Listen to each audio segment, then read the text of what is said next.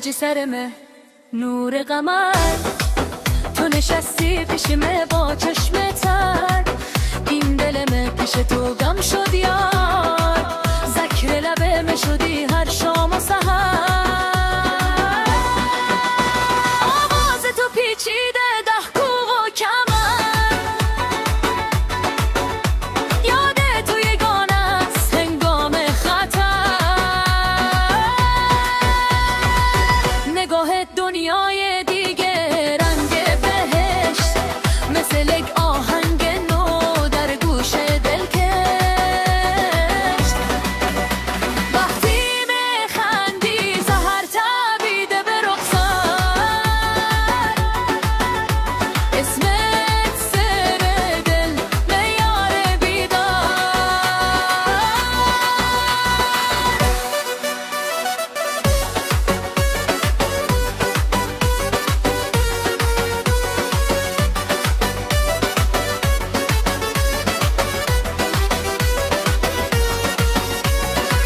لب جو نشستی باغ گل شگوفم، چشمای تو دل مره برده کوفم، نمیترسانی وقتی خر میکنی، چون بعدش تبسم میکنی بهار میاری.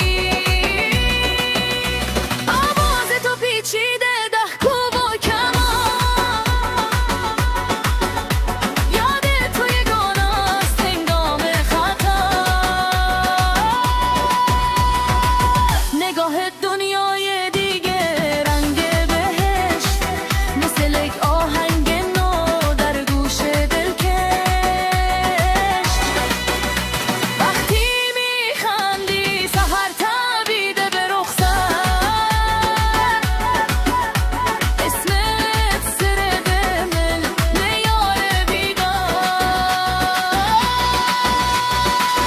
با خودم بردی یاد گرل کم، چشمای تو مرکز عشقمه، تو یک ترحب